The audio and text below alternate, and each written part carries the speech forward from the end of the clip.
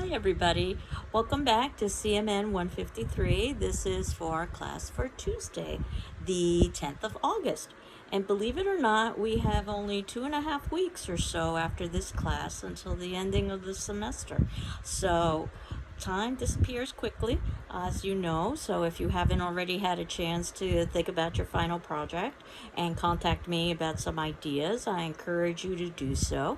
As you know, you've got until the ending of the semester to do your final project, but the sooner that you can get it in, the better. And where we are right now is talking about radio. And prior to that, though, if you can see in the notes below, that I have an article that I thought would be of interest to you, that on the 6th of August, 1991, the first website was established by Tim Berners-Lee, a name that you are familiar with because we talked about him when it came to the internet section. So I thought you'd be interested to read a little bit about his first website, since he was the creator of the first website.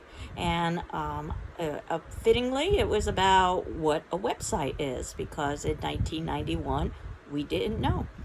So in terms of thinking about radio, I wanted to give you a little bit of history, and the textbook talks a little bit about this as well, that in 2014, the Clear Channel rebranded itself to iHeart Media, and this was a marketing strategy. As you know, we began in the early part of this semester talking about advertising, public relations, and marketing, and trying to promote yourself in a positive way. In 2020, it became the largest U.S. radio corporation. And this is a trend that we've been seeing throughout media, where basically we've never had more access to media, but that media is in a limited number of individual hands. So that means that we are in many ways getting less access to information.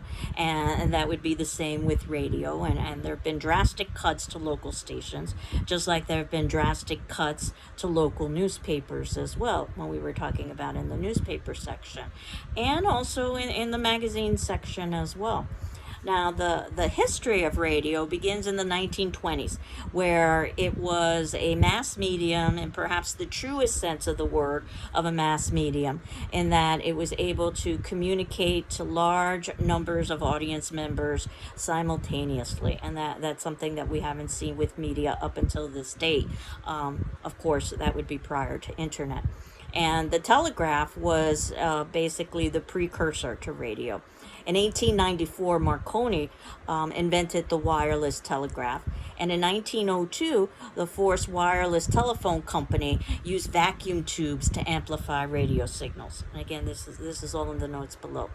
In 1906 was the first voice transmission, and that's where the term broadcasting was used, an agricultural term for wide seed castings. Of course, we've seen how we've moved from broadcasting to the ability to narrowcast because of the internet. In 1910, government regulation took place, requiring wireless equipment for large ships. It's one of the things that many of you have been talking about in relation to the internet, that government regulation is probably going to be necessary, but we have to be able to balance that in terms of free speech.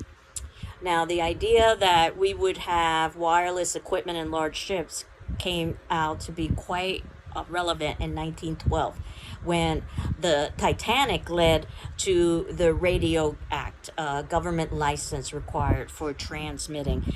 And there are a limited number of stations and signals that are available. So they wanted to make sure that they were distributed equitably in terms of need.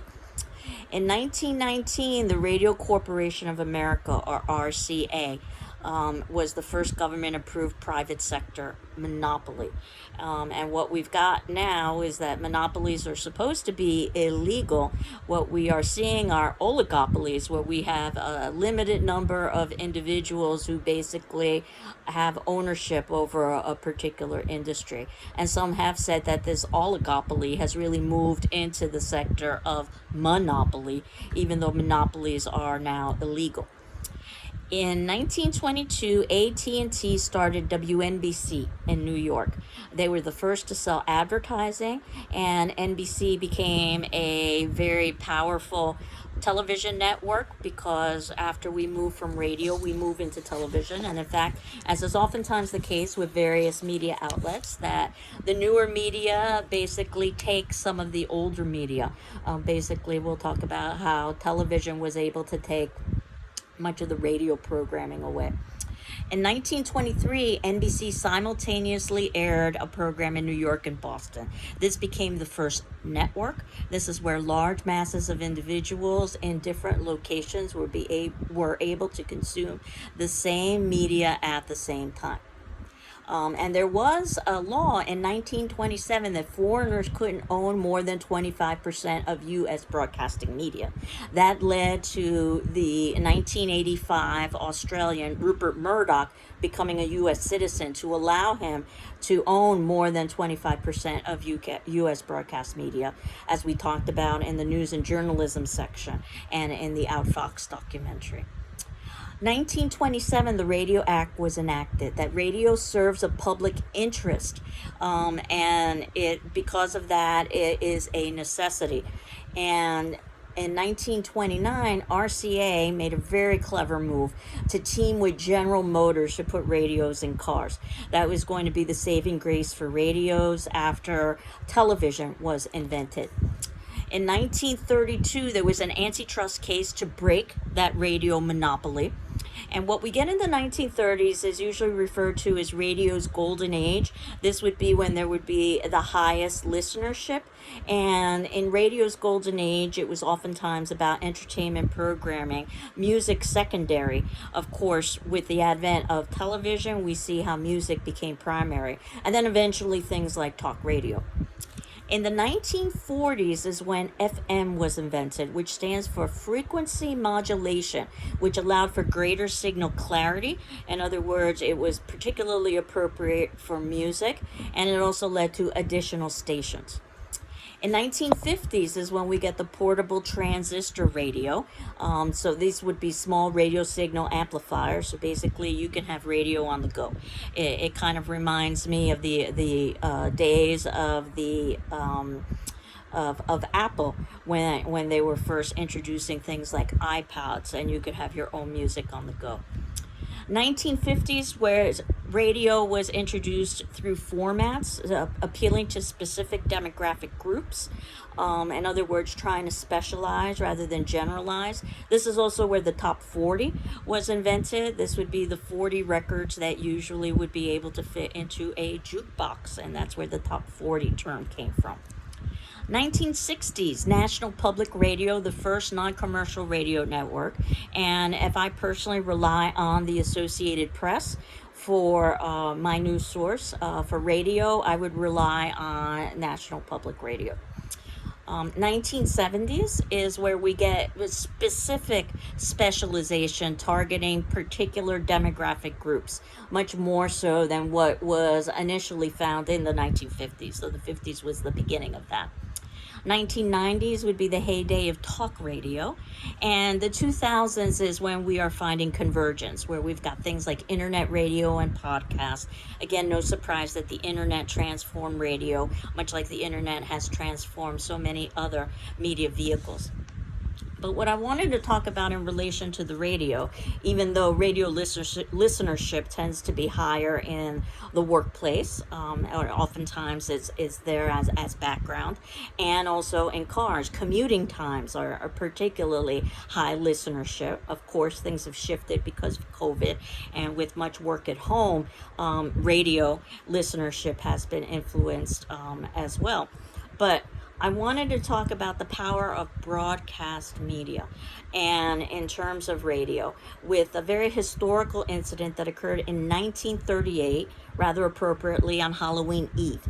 And this is when the radio actor, who ended up becoming a movie actor, and we'll talk about this as well, Orson Welles, put on a radio adaptation of H.G. Wells's novel about Martian invasion entitled War of the Worlds. No relation between the two Wells. There was just a coincidence that they both shared the same surname. What ended up happening is that what Orson Welles did was he changed the novel of Martian invasion into a radio broadcast.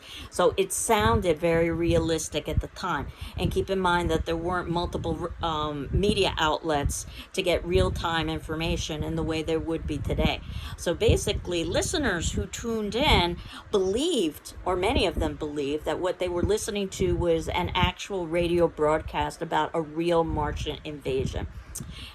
That's not to say that audiences can't still be fooled today. And so we talk about the era of fake news and trying to differentiate what's real and what's false. But in 2013, the Discovery Channel had a faux documentary about the megalodon shark. And it was done so skillfully that it fooled viewers as well. And viewers were irate the day after, indicating that at that particular point, the Discovery Channel had basically marketed itself more as a science network rather than an entertainment network. And they were quite upset that if they had tuned in after the initial disclaimer that this was a faux documentary, that it appeared based on the interviews with scientists and so forth, that it was real. And that's exactly what ended up happening as well with H.G. Wells's War of the Worlds. And you'll see this in a documentary about the War of the Worlds where Orson Welles very deliberately posted H.G. Wells's adaptation, or his adaptation of H.G. Wells's work, several minutes into a radio broadcast that had just finished, and he was counting on individuals to change stations and to move into his station. It was a very popular radio broadcast. And if individuals did that, they would have tuned into his station after the initial opening disclaimer. In fact, it would have happened just about the time that Orson Welles had his Martians landing on American soil. And this led to many of the reasons why individuals were fooled into thinking that they were actually listening to a real broadcast. And this is what I wanted you to watch. These are not necessarily exactly like the phase news declarations that we've been experiencing in the 2020s, but it goes to show the difficulty in terms of being able to discern fact from fiction. And in the War of the Worlds documentary, it's entitled Battle Over Citizen Kane, which is some movie Citizen Kane that we're going to talk about in our movie section. But you can see that I've included a short clip that talks about the War of the Worlds and the panic and hysteria that ensued. So much so that there are reports of individuals committing suicide. There's been some disagreement as to whether or not those reports have accuracy. But the idea that individuals were so distraught over the fact that Martians could be invading that they basically ran into the streets, they jammed the 911 calling centers, they flocked to churches, and again, some reports of actual suicides. I can tell you that I have a personal story of this from my former dean, who basically, when he was a boy, he had an elementary school teacher who was a young child during the War of the Worlds broadcast. And she remembers quite clearly in the fact that her family was listening to the War of the Worlds broadcast on the radio. And she talked about how her family owned a grocery store and they lived above the grocery store. And as her family was listening to the broadcast, she ran downstairs to the grocery store and ate as many bananas as she could. And the reason why was, in her young mind, she was convinced that Martians were going to be attacking, and she wanted to eat her favorite food, which happened to be bananas, before she would lose the opportunity to do so. So there are lots of anecdotal stories like this, but you'll see some of this in that snippet of the documentary. And then I wanted you to actually listen to the War of the Worlds radio broadcast. I suggest that you do that and trying to picture yourself perhaps sitting in a living room where the radio would be a very large piece of furniture, much like televisions used to be incorporated into pieces of furniture, and you would be all sitting around raptly listening. And again, the audio quality wouldn't be terrific, but this would be the only way that you would be getting information. And That said, certainly individuals could have changed radio stations, but the idea of the news unfolding so quickly and so horrifically, many individuals didn't think about fact checking. They just responded emotionally.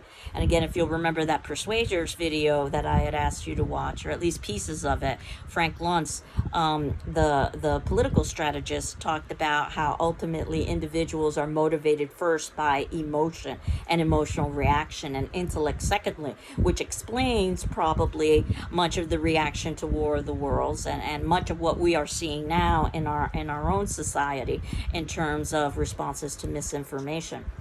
Just to give you an idea of the kind of havoc that this radio broadcast formed, or forced upon individuals, there is a New York Times article, again, the New York Times being seen as the newspaper of record, certainly during the 1930s, and it's a New York Times headline. Then I've got a link for that for you below, as well as the link for the War of the Worlds documentary and the actual War of the Worlds radio broadcast.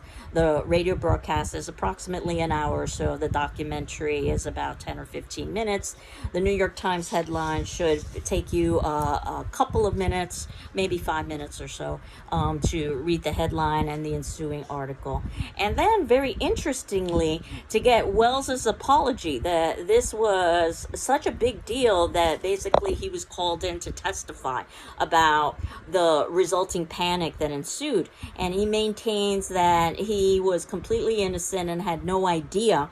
However, in the Battle Over Citizen Kane documentary, many of his colleagues on that radio play indicated the exact opposite, that he was well aware of the panic that was ensuing, and he wanted that to happen because he wanted individuals to be scared, because it was Halloween Eve. And it was only after he was facing legal ramifications that he backpedaled and began to apologize.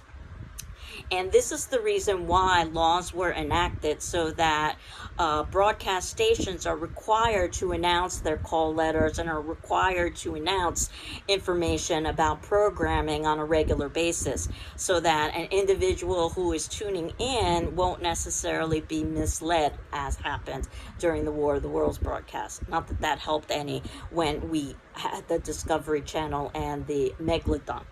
So after you've listened to all of this, the documentary about the War of the Worlds, the actual broadcast itself, after you've viewed and read the New York Times headline about people's reactions, and it was national, actually, because individuals were calling other individuals on telephones. And then ultimately, after you've seen the legal repercussions of this, Wells's apology is a few minutes, I'm sorry, not a few hours, a few minutes long. So in total, you probably have less than an hour and a half or so of viewing. I'd like you to answer the attendance question via our class discussion forum, as always. That'll be due on Wednesday, the 11th of August at 1 p.m. And after you've consumed all of this media, to indicate why do you think radio listeners reacted so strongly to the 1938 War of the Worlds radio broadcast? Again, why do you think radio listeners reacted so strongly to the 1938 War of the Worlds broadcast? And again, we'll be revisiting this idea of War of the Worlds and Orson Welles when we get to the film section. So I hope you're all doing well. I am doing well, and we will continue on next class talking about Orson Welles. Take care. Bye-bye.